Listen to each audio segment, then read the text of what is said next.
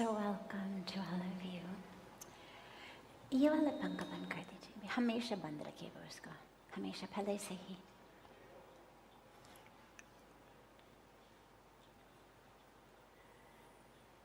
A beautiful welcome to all of those of you in our spiritual retreat, all of those of you in our yoga teachers training program, and all of the different beautiful programs that you're all here for. Today we celebrate the final day of Navratri. And it's a day where we focus as we shift tomorrow into Dashera, into really worshipping and loving and revering Bhagwan Ram and looking at that power and strength of vanquishing demons. Before that, today as we sit in the Nomi, the sacred 9th day of the 9 days of Navratri.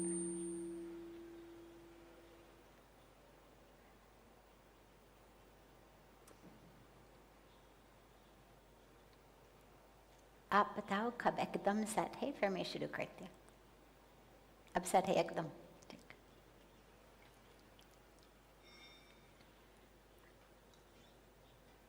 As we shift into that worship of Bhagwan Ram in Dashera, but here in this final day of Navratri, where we've spent the last 9 days, 10 days even this year, diving into that power of the goddess, that strength, that power, that Shakti, riding on lions, all of that which we've celebrated over these days. But also the softness, that maternal energy of Skandamata, that energy of sadhana, of tapas, of Ma Brahmacharini, that luminous light of Ma Gaudi that we spoke about yesterday, and today we'll talk later about Ma Siddhidatri. But as we embody all of that, it's really a sacred time of just allowing that presence of that energy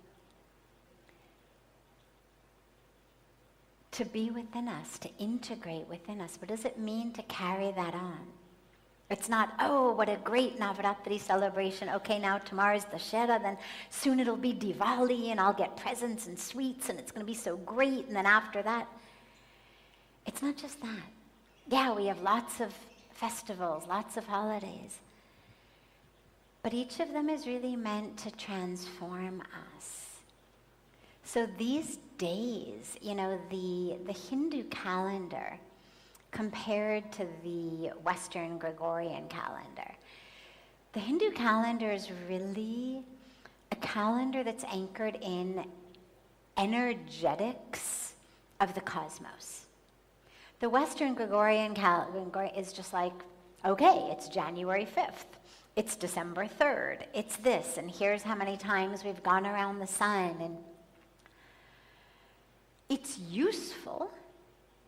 It's useful to know on what date which things are going to happen, but it's useful on a pragmatic and logistic level. The Hindu calendar, and this is true for other cultures in the world that are on a lunar calendar as well, it's much more around energies.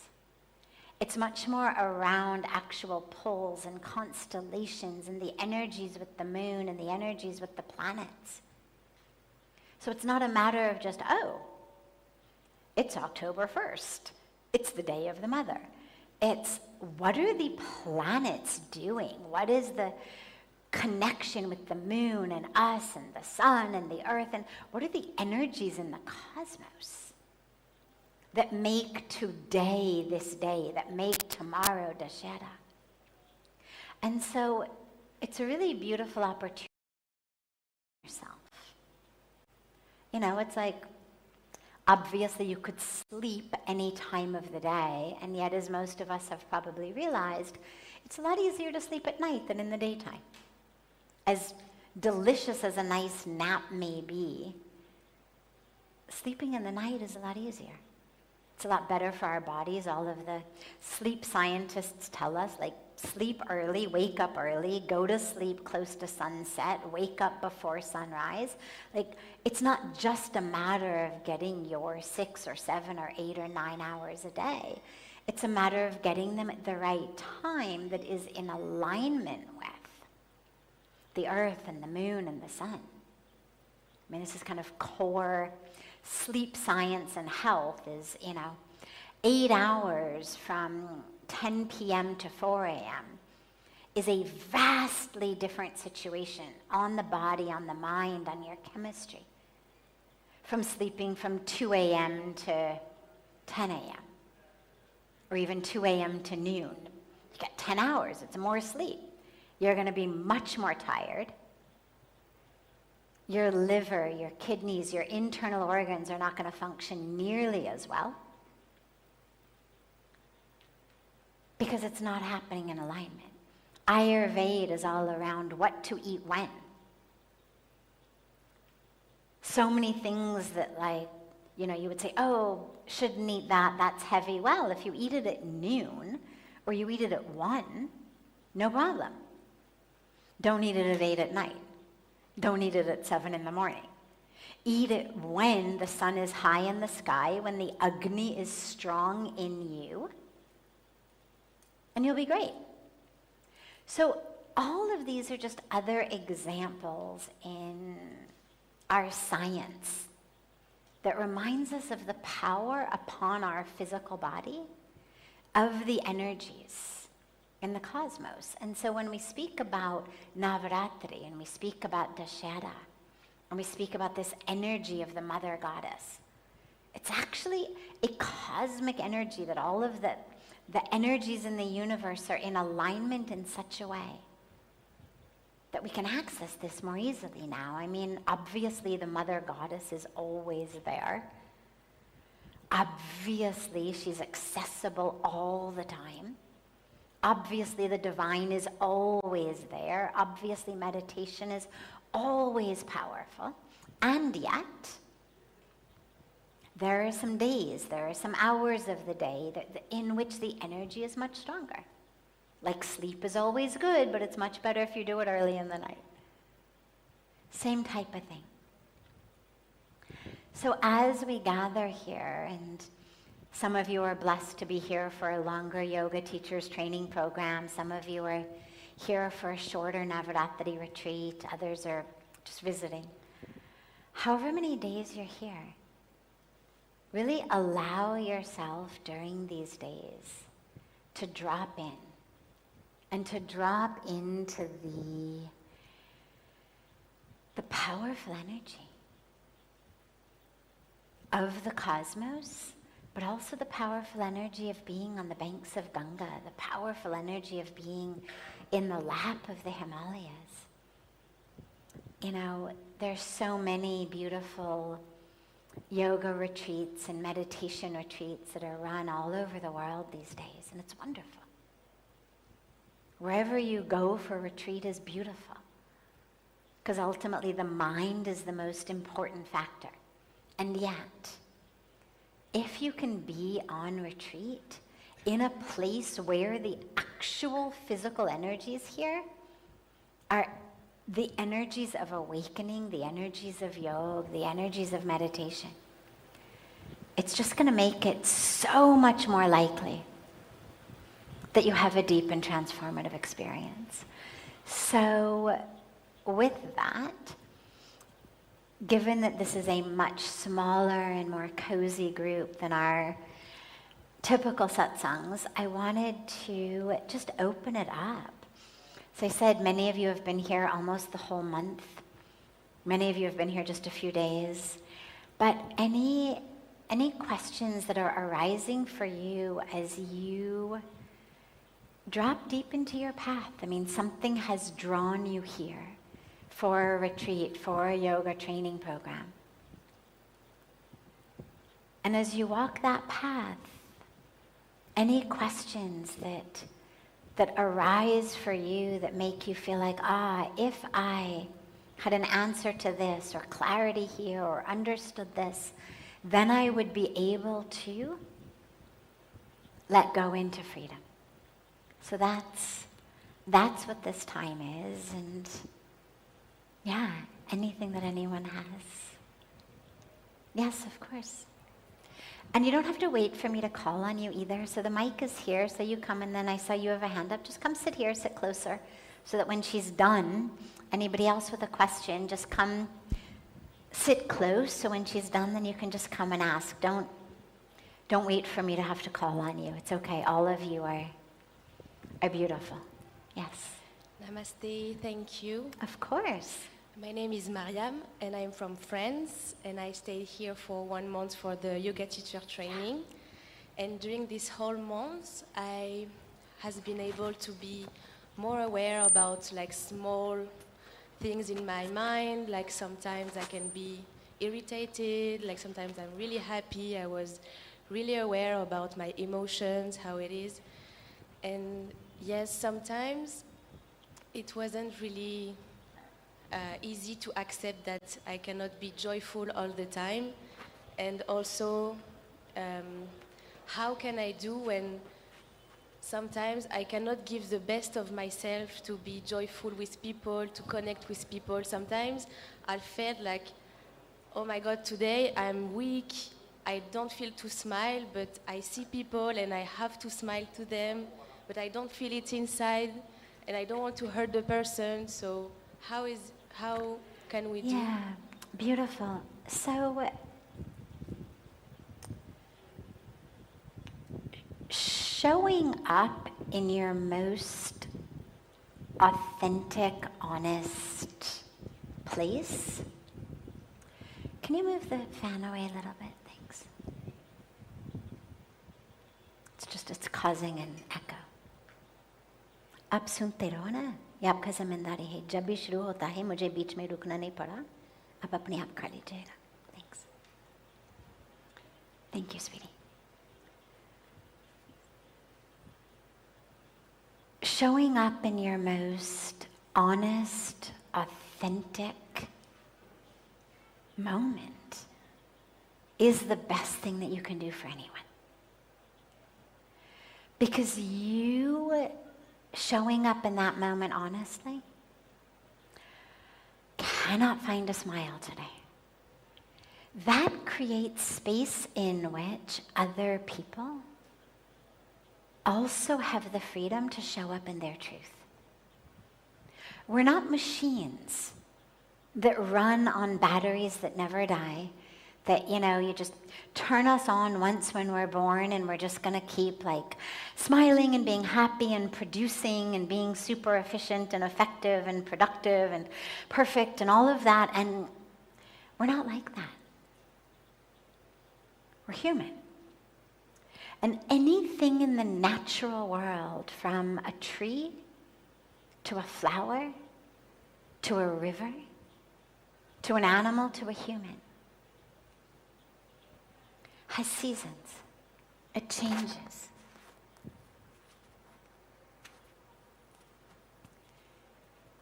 It changes. There's a constant, sorry, this thing is coming in my mouth.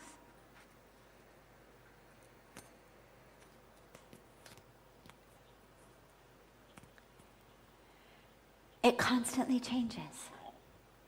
It's, if you look at Mother Nature, one of the most beautiful examples that I love is the seasons. There's wet seasons and dry seasons and cold seasons and hot seasons. Nobody expects Mother Nature to always be exactly the same. There's night and there's day. You would never say, how dare you rain today, like you're supposed to only be sunny. We know, yeah, sometimes it rains. You would never say, how dare the sun set? Like, I need light. I need to be outside. How dare you go down? We understand it's the nature. She goes down. Some days she rises, but she's covered with the clouds. You would feel pretty silly, and people would think you are silly if you said, I cannot believe how dare these clouds come on the day that I need to work on my suntan. You understand, it's the nature of nature. There's going to be cloudy days. Now, here's the thing with regard to our emotions, because there's two core aspects of it. One is spiritual, one is biochemical. On a biochemical level, our emotions are in a constant state of change. Even if you removed every single annoying person from your life, even if you removed every challenge from your life, even if you removed every joy from your life, so the negative and the positive, your emotions would still go up and down. Because even though we blame or give credit to the people around us, oh, you're so wonderful, oh my God, you made me so happy today. Or, oh my God, you are so annoying, I was in such peace, now you ruined the peace. Even though we tend to give that positive or negative credit to people around us, a lot of our emotional state is actually biochemical. Have you ever noticed that there are days where the same person, you think, all right, this is their idiosyncrasy, they're slightly annoying, but that's okay, it really doesn't bother me, it's fine. And then there are days where you feel like, I just can't deal with them today. Same person, same habits, same actions. And some days you're able to just love them no matter how annoying they are. And some days you just can't stand the sight of them, the sound of their name, the sound of whatever it may be. Now, why is that? A lot of it is actually biochemical. How much did you sleep? How good was your sleep? When was the last time you've eaten? How healthy was your food? What's your blood sugar doing? Is it plummeting? Is it skyrocketing? Is it going up and down? When was the last time that you've been with a tree in nature? When was the last time you've been in the sun at a time of day that's not scorching hot? When was the last time that you had like bare feet in the dirt? All of these things have actually a much larger impact on us than we think. So when you say that there are days that you just can't find joy, first of all, part of the package of being human, part of the package of being of Mother Nature. There will be rainy days, there will be sunny days, there will be dry days, there will be wet days, there will be cold days, there will be warm days. In your mind and your heart, it's the nature of nature. And yet, on a spiritual level, what we realize is I'm not my biochemistry. And just because I didn't sleep well, just because my blood sugar's plummeting, just because I haven't been outside or hugged a tree in far too long, just because my biochemistry is not in an ideal situation, doesn't mean that I don't have the ability to anchor in joy.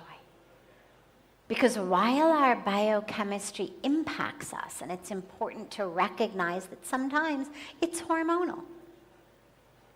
When I first started going through menopause, I had this moment of like, oh my God, like I've spent decades meditating, decades working mentally, psychologically, emotionally, obviously spiritually as well. Like, why am I suddenly so easily annoyed? Why am I suddenly upset about this? Why that? And I didn't know I was going through menopause at the time. And it took me many months to realize, oh, This is hormonal. Like, this is not something that I have to feel badly about. This is happening to me hormonally. Okay. So you notice it, you recognize it. There is something going on in my body, in my brain, in my bloodstream. But then you also recognize I'm not my chemistry. And that we actually have the power on a spiritual level, regardless of what is going on chemically in our stomachs, in our brains, in our ovaries, in our bloodstreams. We actually have the power to anchor in joy anyway. But it has to be deeper than the joy that we find just when all of the chemical systems in our body are in alignment. It's harder. And it's why in the Bhagavad Gita, Bhagavan Krishna emphasizes this concept of equanimity. In pain, in pleasure, in loss, in gain, in success, in failure. And I'm sure that if Arjuna had asked him, he would have said, in hunger, in a full stomach, in, a good night of sleep and not such a good night of sleep, in a variety of different phases of your menstrual cycle or hormonal cycle. That he wouldn't have said, oh, well, menopause, all right, no problem, that's okay, you people can be cranky. But he would have said, yes, equanimity also. Because we're so much deeper than that. And so on the one hand, do not pretend, do not feel like you have to put on a show. Show up in your truest, authentic moment.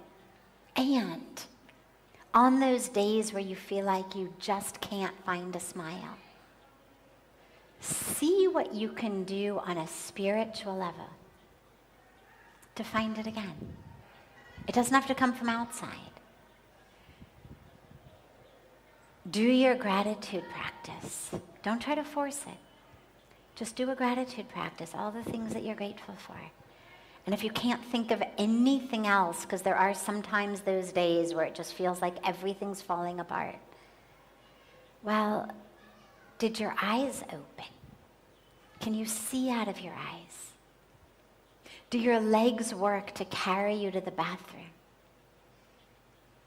Is there running water that comes out of a tap when you turn it on? Is it clean? Can you use it to bathe? Could you even drink it? Do you have access to food in a cupboard, in a fridge, on the table, in a store that you could use your money to buy? Is there someone in the world, in your life, who you love and who loves you on any level? If you actually have those things, and if you have the freedom to worship or not, to love someone or not, according to however you want, freedom of worship, freedom of loving in relationship, without some government or some regime or someone forcing you to worship in a certain way, love in a certain way, live in a certain way. If you've got all of that, you are so much more fortunate than almost anyone in the world. And so even if you can't find something specifically in your unique life at this moment to be grateful for, I've just given you 7, 8, 10 things. And those are great places to start. And then inevitably you'll find other things. Start with that. And then the other really powerful spiritual way to find your joy when it's so hard is don't focus on finding your joy. Focus on bringing joy to someone else. So on the days that you feel like I just can't smile, okay, no problem. It's going to be a day of no smiles. But can you bring a smile to someone else? Ask yourself that. Don't worry about you smiling.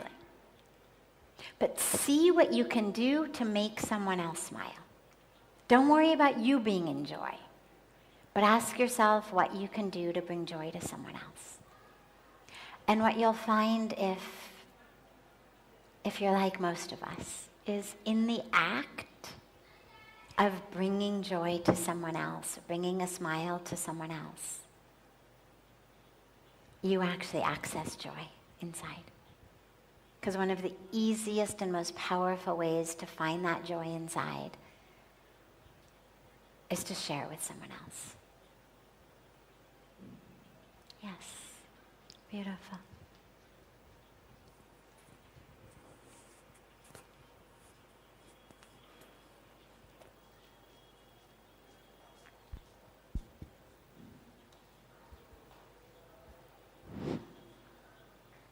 Thank you, Sadhviji.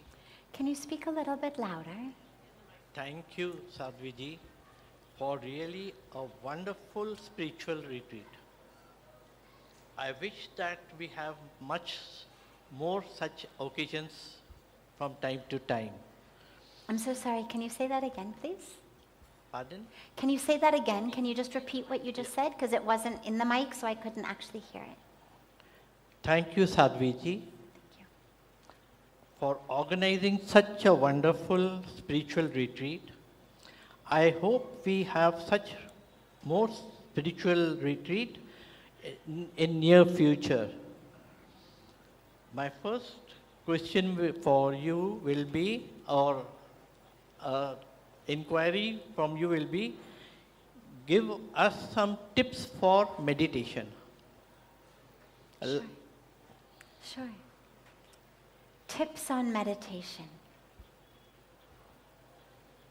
Tip number 1, do it. Tip number 2, do it. Tip number 3, do it. And I say that because one of the greatest obstacles, perhaps the greatest obstacle to meditation, is this idea that so many of us have that we don't know how to do it right. It's not working. Therefore, I'm not going to do it. Long before any other tip is actually going to work, you have to just do it. One of the beautiful teachings that writers, authors give to each other, and it's a common topic when you speak amongst other writers and authors, is this writer's block. And tips to overcome writer's block, what they call bum glue. Literally, sit down and don't stand up.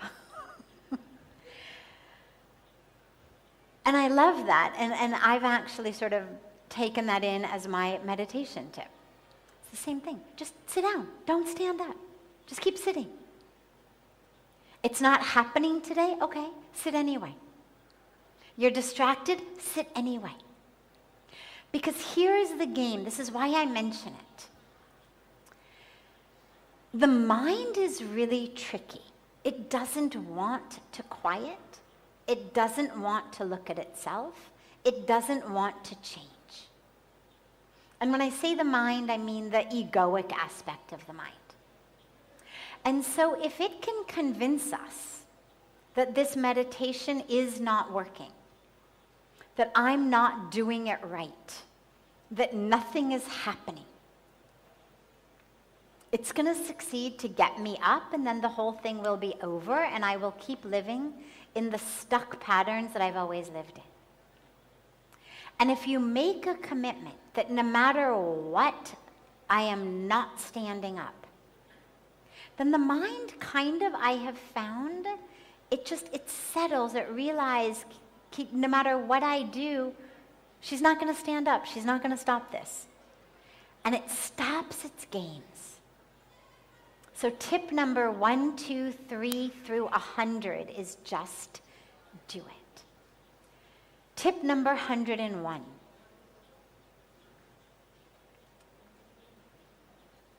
Find a time and a place that are most conducive to your mind quieting down. Can you meditate on the subway? Absolutely. Is it a really great place to start? Maybe not. We have to develop first the skill and the ability, and it really is just that. It's a practice. The mind, I think of it like a muscle. You train it. It develops, it strengthens. But it's not automatic. We've spent our whole lives distracted.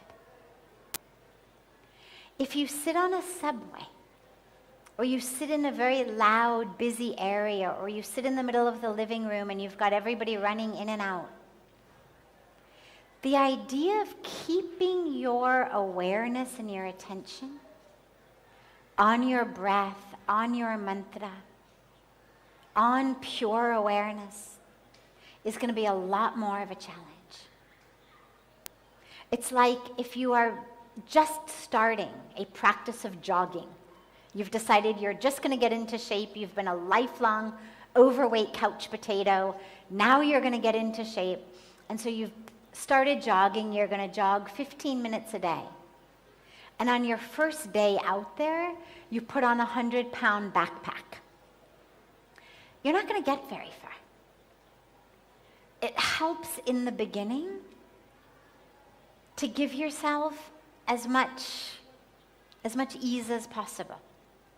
Simply moving the weight of your body is going to be difficult for the first several days.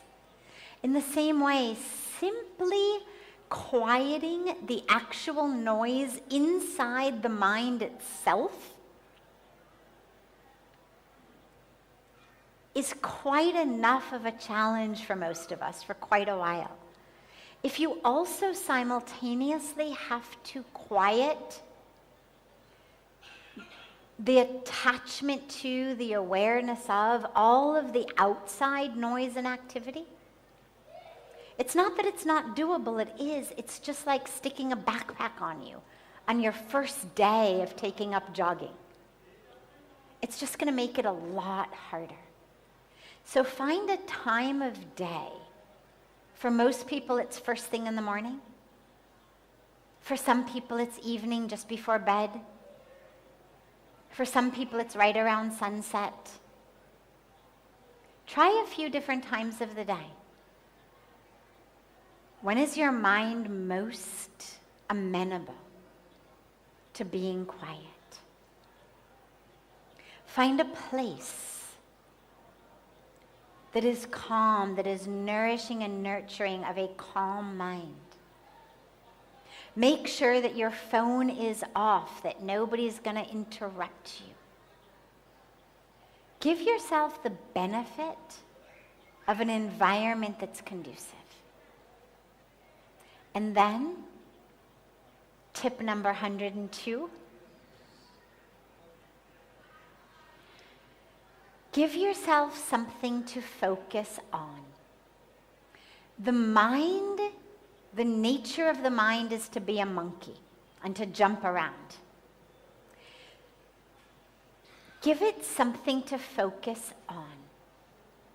Your breath, a mantra, a candle flame if your eyes are open, a prayer, a word or a name of the divine. Something to focus on. It takes the mind from 100 places to one place. And slowly, slowly what you'll find is that through that one place, the mind quiets. But it's very, very difficult to bring it into a state of complete quiet from a state of chaos. It's really, really helpful to have an intermediary step of a focused thing that the mind is on. For some of us whose minds are overactive, give it two things. I use my breath and a mantra together. Awareness on the breath, and the mind has a mantra it's chanting. I have an overactive mind. It seemed to figure out how to wander even while I was aware of the breath or even while I was just doing the mantra. But if I gave it both, that seemed to be enough to occupy it fully. And then you find, slowly, slowly, slowly, the mantra is chanting itself. You no longer have to bring conscious awareness to it. Slowly, slowly, the breath seems to stop. There's no longer really anything to watch. And then that spaciousness, that portal opens up. But you've got to get yourself there. So do it. Do it in the most conducive place and time. Give the mind something to draw it inward. And then the rest happens on its own. You don't have to force it or bring it along. There's obviously a lot of other techniques that we can use at different times, but this is, for me, the most powerful way of coming onto this practice. Yeah, beautiful. Other questions? I'm going to just see if anybody else has a question before we take your second one. If no one else has a question, we'll come back to you, but yes.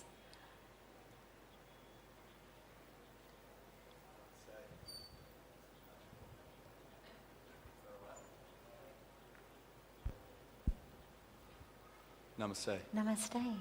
I had a question around, I guess, in life, we often go and try different things. I always feel like I'm trying something new, and we're on this constant path of I try this, I try to learn guitar, I give up guitar, I try to learn yoga, I'll give up yoga, I come back to yoga, thankfully, but it's the same with work, it's the same in certain parts of my life. I was wondering, how do we know when we're on the right path, or if we need to pivot into something else, or if we're on the right path within our journey? Yeah, great. I wish there were an equation to knowing when you're on the right path. I wish there were some really clear and obvious and simple litmus test to just know. There isn't. But there's a lot of ways of tuning in, because inside we know the answer is already within us. And again, I turn to nature. Nature for me is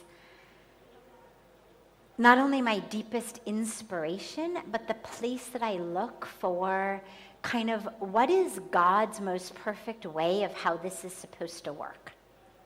Because long before I was spiritual or religious, I always believed that there was a plan from a scientific perspective. Like this whole thing was just way too perfectly arranged and organized for it to have been random.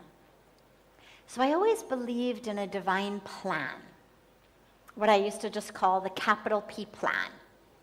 I had no idea who the capital P planner was, but it was obvious to me that there had to be someone, something that had put this plan into motion.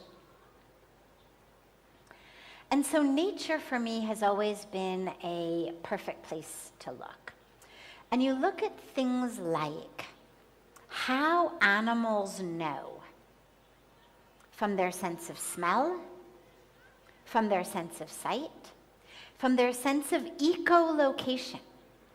Literally, an energetic sense. It's not sound per se, but it's that movement of waves in the air that allow a lot of animals to actually locate themselves in space, to locate possible predators in space. Every creature on this planet has been given the ability to know friend, foe, predator, prey, safe, not safe. Every every creature on this planet has been given the ability to know, what is my food? What am I supposed to eat? You don't see animals doing this trial and error thing. When you walk through nature, you don't see lots of dead birds or dead monkeys or dead chipmunks because, they were having kind of a trial and error buffet with everything that grows in nature. Intuitively, even those animals whose mothers don't keep them after birth, somehow intuitively know, this is what I'm supposed to eat, this is what I'm not supposed to eat. This is how I make babies. I make a nest, I don't make a nest. How do they know? Something inside. Baby birds born in a nest did not watch their mothers and fathers make the nest. They were kicked out of the nest long before they hit bird puberty to start having to worry about a nest of their own. Nonetheless, when it's time, they build one. They know what to build it out of. They know kind of where to build it. How do they know? How do caterpillars know how to become butterflies? How do chipmunks know how to get the nuts and store them for the winter? How do bears know how to hibernate? Everything in nature knows what it does. And to me, what that means is that we have that ability.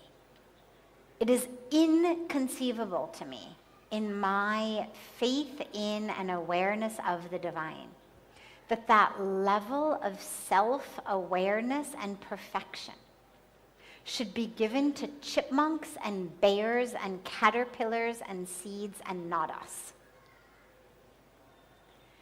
The dilemma with us is, because we've got these egos, because we've got fears and desires and illusions and all of this nonsense kind of under the umbrella of ego self, we have no idea what to do. We don't even know what to eat. We're the only species that consciously, knowingly eats things that make us sick when we have the opportunity to eat something that would make us healthy. There's no other species that would consciously give itself a stomach ache day after day after day after day. Yeah, I know I did this last night again, when I was awake all night from all the pizza I ate, but oh my God, it's so good, I'm just going to eat it all again tonight. Nothing in nature would do that. And in the same way, when you speak about life choices and paths and decisions, there is actually a wisdom in us. And what I have found on a deeply personal level is the only real way to access it is by removing that which is leading me astray. That it's not about reading the right book or taking the right course or following the right influencer online who's going to guide you on the right path. It's about removing as many layers of nonsense and noise as you can so that you can actually listen to your own inner voice. And you're going to know. A path like yoga, obviously that's a no-brainer. Yes. But in terms of careers or life paths, nobody can tell you that because their answer is going to be different than yours. One of my favorite ways, though, of kind of tapping into that is to enter a meditative state. Get yourself really calm, really anchored, as free from the noise as much as possible. And then allow yourself to picture, as vividly as you can visually, but also feel it in the body, what it feels like 5 years from now, 10 years from now, 20 years from now, having taken each different path. So when you have a choice of 2 different things or 3 different things and you're trying to decide what's right, allow yourself to go very meditatively and picture yourself having made each decision 5 years down the line, 20 years down the line, what does it look like? What does it feel like in you? And for me, that practice almost always shows me the clarity of what's right. And if it's still unclear, you may be in a situation where you've got 2 or 3 equally great opportunities. There isn't always only one right path. Because the truth is, really the universe doesn't care which university you go to, or in many cases, which job you do, or in some cases, which person you marry. Because the agenda is so much bigger than that. The agenda around our awakening, around our realization, is so much bigger than how you bring home a paycheck or who you're going to sleep with at night. And it all has to do with how you, in whatever university, in whatever job, in whatever relationship, how you're able to access the truth of yourself, find it, live it, fulfill it, share it, grow. And a lot of us bang our heads against the wall and drive ourselves completely crazy, trying to make decisions where there really isn't a right answer. And the real right answer is only possible once you've made a decision. And sometimes it could be as simple as a coin toss or an eeny, meeny, miny, moe situation. And it's much more about how you live, act, once you've made the decision. Being paralyzed is the only wrong answer. Move forward. And then keep moving. Until and unless you have a strong internal sense that there is a better, different path. And boredom is not a strong internal message. Aversion from a place of you're being challenged and you don't want to be challenged, not a valid internal voice. Those are the things that typically take us off the path. Desire, being pulled somewhere else, not a valid path. You know, it's like you go to a buffet and you fill your table and then you sit down next to the person next to you and you realize they've got something on their plate that looks so much better than what you got. Right? And you think, oh, I'm going to just not eat this. I'm going to go and get what they got. Well, from a perspective of consciousness and sustainability and dharma, like bad choice. That plate of food that you just got should not go to waste just because your desire has kicked in seeing what that person has on the plate next to you. Not a valid reason to abandon the choice you've made. But if as you take a spoonful of food and it gets close to your nose, there's an internal instinct that says, no, this is not healthy. There is something wrong with this. Should not eat this. That's valid. And you're going to learn slowly, as you move on this path, which voices, which instincts, which pulls are the ones that are taking you farther and farther on your path, and which are the ones that are just desires, aversions, boredom, ego. And then you learn to either ignore those or work with them in some other way, but not to let them run your life. Great, yeah.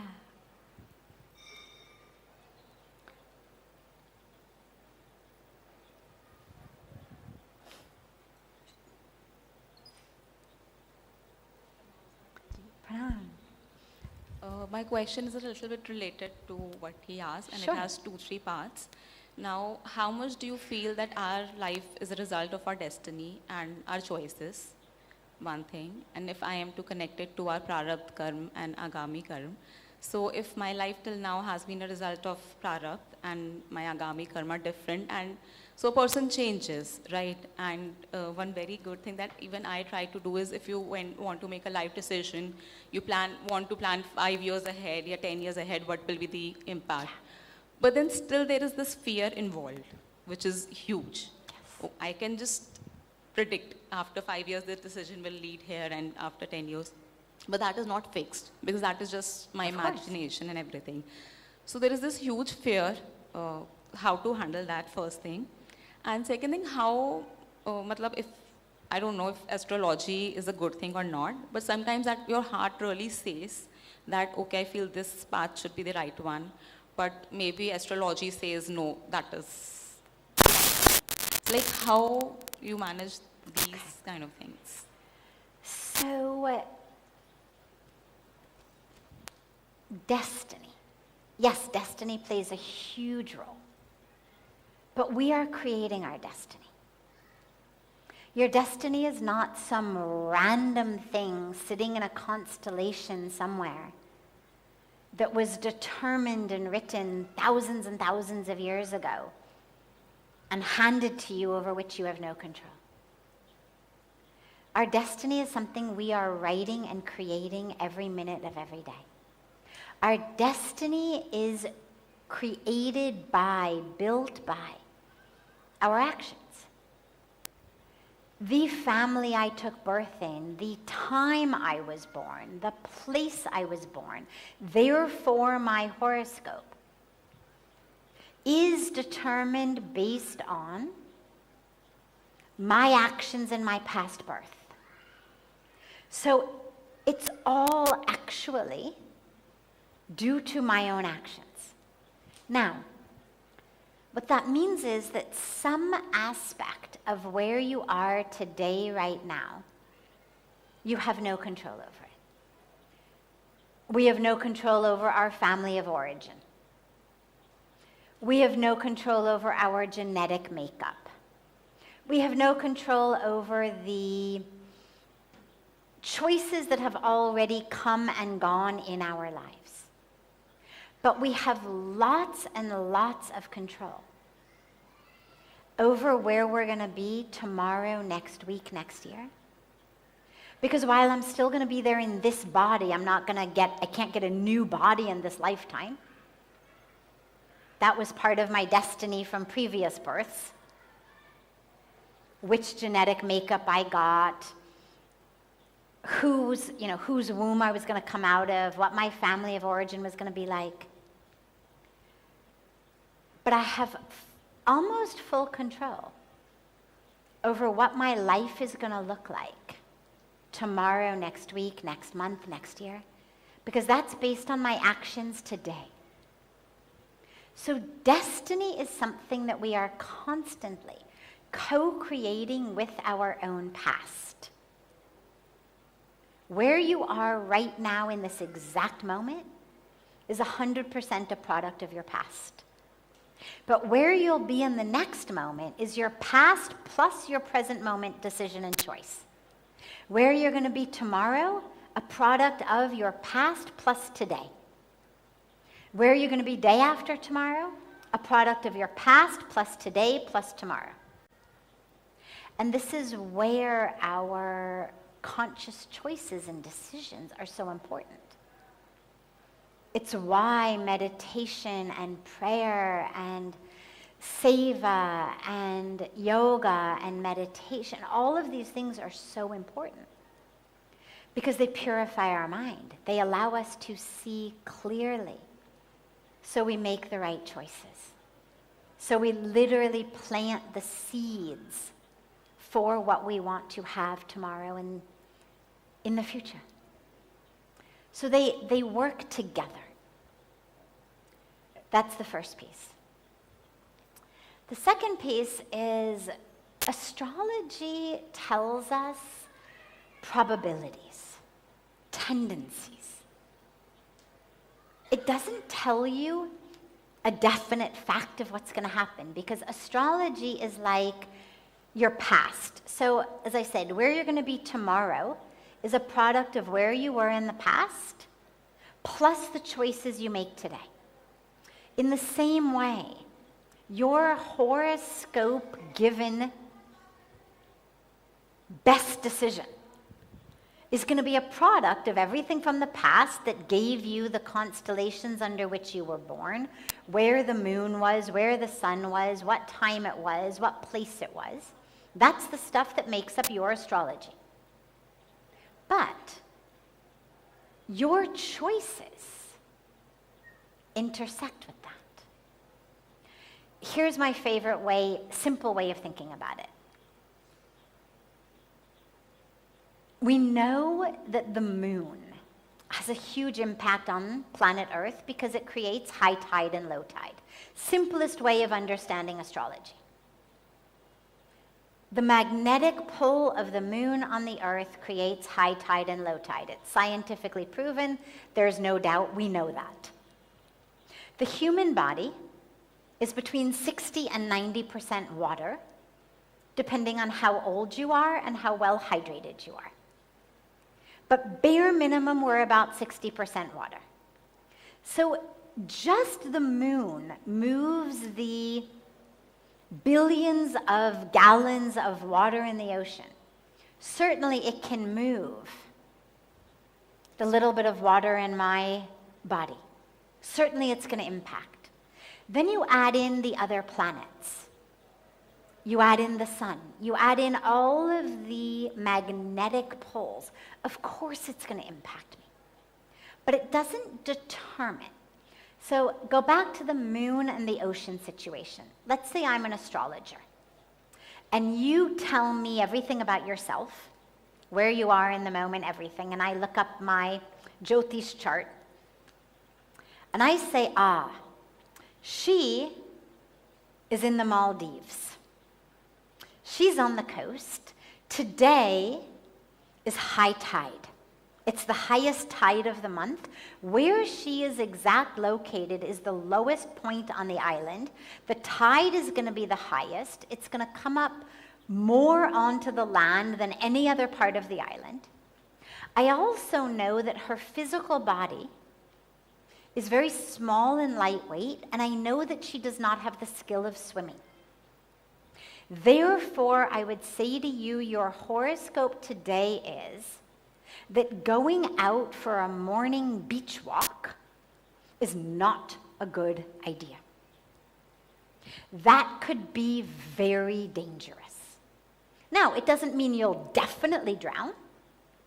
Maybe you're intelligent enough to see the wave at a distance and to get to shore.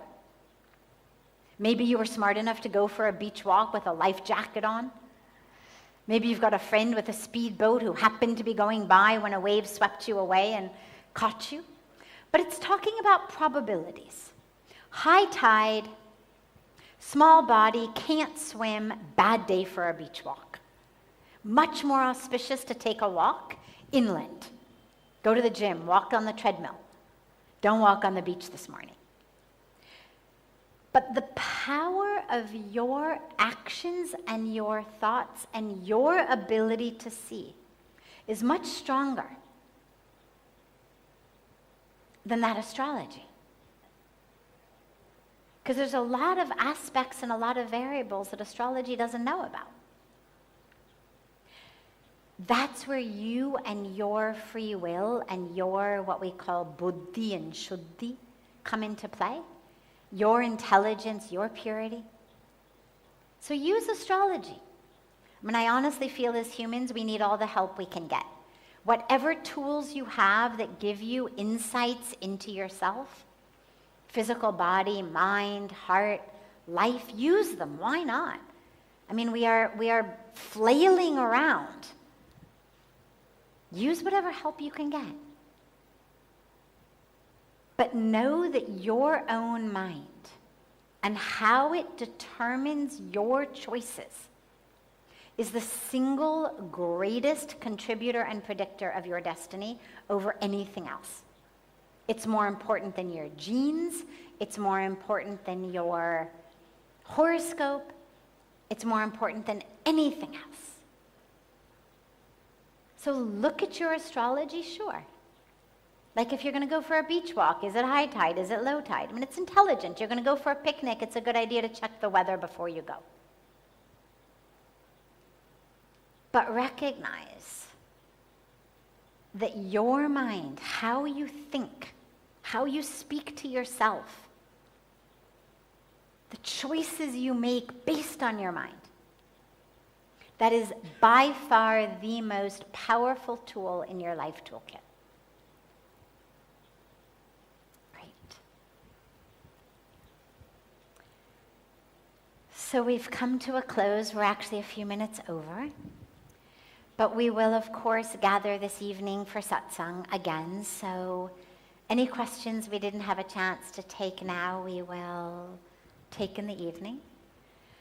Have a beautiful lunch, a beautiful rest of your various retreat course days. And I'll see you all this evening in the sacred Ganga Arati and in satsang.